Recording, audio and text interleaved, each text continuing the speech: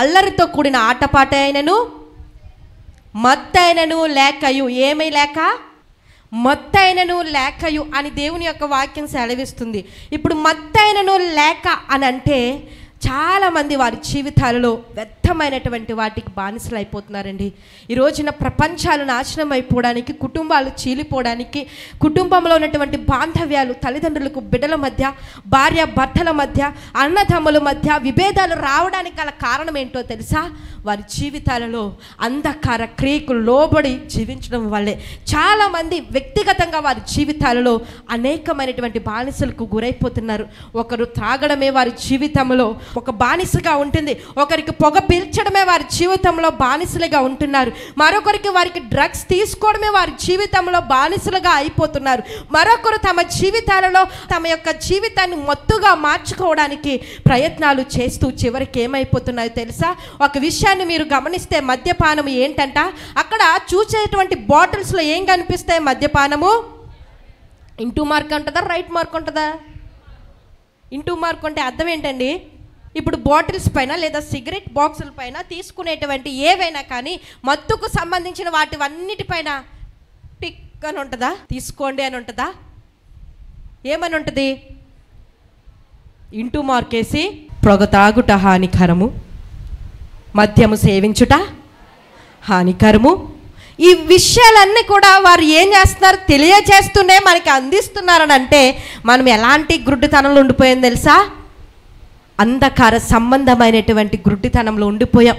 ఇప్పుడు ఇవన్నీ తీసుకున్నప్పుడు చాలా బాగుంటుంది, అన్నీ అయిపోయాక చివరికి ఇలాగ అయిపోయి ఒక కిడ్నీ ఫెయిల్ అయిపోయో, లివర్ దెబ్బతినేసో ఆఖరికి వచ్చి తండ్రి ప్రభువా తాగొద్దు అన్నారు తండ్రి, పీల్చొద్దు అన్నారు తండ్రి, అయినా కానీ పీల్చేశాను ప్రభువా క్షమించు తండ్రి అంటారు. ఇప్పుడు మీ దేవుడు ప్రార్థన ఆలకిస్తలేదు. ఆల్రెడీ పోయిన తర్వాత దేవుడు ఏం ఆలకిస్తాడండి? ప్రార్థన చేయాల్సింది చేసేసి నీ జీవితంలో నిషేధం అని తెలియజేసినా కానీ ఆ నిషేధాన్ని స్వీకరించి, ఆ విషయాన్ని నువ్వు స్వీకరించి నీ జీవితాన్ని కూల్చేసుకుంటే ఇప్పుడు నీ బ్రతుకు మార్చబడాలంటే ఎలాగున మార్చబడుతుంది? ఏది చెయ్యాలో అది చేస్తేనే నీ బ్రతుకుకు ఆశీర్వాదకరము, ఏది చేయకూడదో అది చేయకుండా ఉంటేనే నీ బ్రతుకు మార్చబడి సంతోషంగా నీవు జీవిస్తావు. ఎన్ని కుటుంబాలు అల్లకల్లోలం కావట్లేదు, ఎంతమంది బ్రతుకులు రోడ్డు పాలు అవ్వట్లేదు, ఎంతమంది కుటుంబాలు వారి జీవితాల్లో నెమ్మదిని కోల్పోయి వారు దుఃఖంలో మునిగిపోతున్నారు. ఎందుకో తెలుసా? వారి జీవితాల్లో వారికి మత్తే శాశ్వతమైపోయింది. వారు తీసుకుంటున్నటువంటి ప్రతి పరిస్థితుల్లోనూ కూడా వారి జీవితాల్లో వారికి అదే వారి బ్రతుకులను సరిచేస్తుందని వారు అలాగునే ఉండిపోతూ ఉండడం వల్ల వారి జీవితాలు నెమ్మది లేకుండా పోతున్నారు. ఈ మధ్యన చాలామంది ఆడవాళ్ళు కూడా అలాగనే తయారయ్యారు. నిన్న ఒక రీసెంట్గా న్యూస్ ఛానల్లో చూస్తే ఒక ఆమె తాగేసి బైక్ నడుపుతూ ఉంది. సరే బైక్ నడిపింది, వెళ్ళి ఎదుటోళ్ళ మీద గొడవాడేస్తూ ఉంది. ఇలా గొడవాడేస్తూ ఉన్నప్పుడు ఏమైందంటే ఆ వ్యక్తి అక్కడ కూడా ఆడవాళ్ళు ఉండడం వల్ల స్కూటీలో కత్తి తీసుకుని వచ్చి నా బండికి ఎదురుకుంటా వస్తున్నావు అంటే తూగిలిపోతాను. అమ్మ నేను ఎదురు రాలేదు, నువ్వే ఎదురొచ్చావని ఆలీలో దెబ్బలాడుకుంటుంటే సరే కంగారు పడకని స్కూటీ నుంచి డిక్కీ తీసి కత్తి తీసింది. కత్తిగానే పాపం ఆడాలి కదా, భయపడిపోయి వెనక్కి వెళ్ళిపోతే మగాయన వచ్చాడు ముందుకు వచ్చి. ఆయన అంటాడు, ఏ అమ్మ ఇది పద్ధతి కాదు, కొంచెం తాగేసినట్టు నీకేం తెలియట్లేదు, అందంగా ఇంటికి వెళ్ళిపో అంటే నువ్వెవరో నాకు చెప్పడానికి అని చెప్పి ఏం చేసిందంటే ఆ బండిని తోసేసి ఆ బండిలో నుంచి ఏం చేసిందంటే కింద పడిపోగానే డిక్కీ పెట్రోల్ ఉంటుంది కదా, పెట్రోల్ది ఓపెన్ చేసి పెట్రోల్ అంతా పోయేలాగా స్కూటీని కింద పడేసింది. పెట్రోల్ పోయాక అగ్గిపెట్టి తీసి అగ్గిపుల్ల సగలబెట్టేసింది స్కూటీ బుద్ధున్న వాళ్ళు మత్తులో లేని వాళ్ళు ఏం చేస్తారు? మత్తులో లేని వాళ్ళు ఏం చేస్తారంటే ఇది స్కూటీ, ఇది నాకు పనికొస్తుంది, ఇది నేను కొనసాగించుకోవడానికి బాగుంటుందని ఆలోచన చేస్తారు. మత్తు ఏం చేస్తుందో తెలుసా?